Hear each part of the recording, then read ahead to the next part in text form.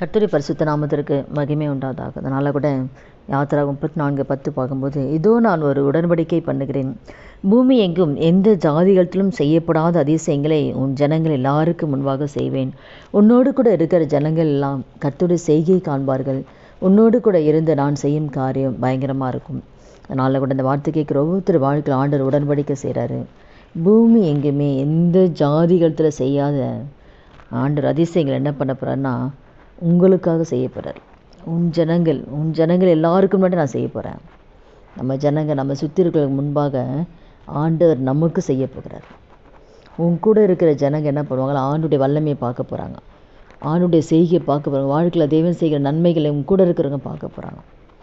ஏன்னா உன் கூட இருந்து நான் செய்கிற காரியம் பயங்கரமாக இருக்கும். உன் கூட இருந்து கர்த்தர் செய்கிற காரியம் பயங்கரமாக இருக்க போகுது. அதனால் எல்லாம் ஆச்சரியப்படுற அளவுக்கு கர்த்தர் இருக்கிற கர்த்தர் நிரூபிக்க போகிறார்.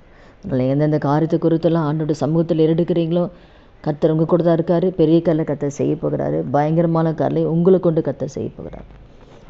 ஜெபிக்கலாமா? துதிகள் மத்தியில் வாசம் சரி நல்ல தகப்பனே, இயேசுவின் நாமத்தில் சமூகத்தில் வருகிறோமப்பா. அந்த வார்த்தை கேட்குற ஒவ்வொருத்தர் வாழ்க்கையில் ஆண்டவரே அப்பா, எந்த ஜாதிகள்கிட்ட செய்கிற அதிசயங்களை உங்கள் ஜனங்களுக்கு நீங்கள் செய்ய போகிறீங்க சப்பா. அப்பா, பயங்கரமான காரியங்களை கர்த்தர் ஒவ்வொரு பிள்ளைகளோட வாழ்க்கையிலையும் கர்த்தர் நினைத்து பார்க்காத பயங்கரமான காரியம் கர்த்தர் செய்ய போகிற தயவுக்காக உமக்கு கோடி சுத. பிள்ளைகள் ஊழியத்திலும் சரி, கர்த்தர் ஊழியத்தில் கொண்டு போகிற இடமெல்லாம் கர்த்தர் பயங்கரமான காரியம் செய்ய நாமத்தை மையப்படுத்த போவதற்காக நன்றி ஆண்டவர். வேலை ஸ்தலத்திலும் சரி, குடும்பத்திலும் சரி, கர்த்தர் பயங்கரமான காரியம் கர்த்தர் செய்ய போகிறீங்க. நீங்கள் கூட இருக்கிறீங்க, நிரூபித்து காட்ட போகிறீங்கப்பா. அதற்காக நமக்கு நன்றி செலுத்துக்கிறோம். இயேசுவின் நாமத்தில் ஜெபிக்கிறோம் நல்ல பிதாவே, ஆமென்.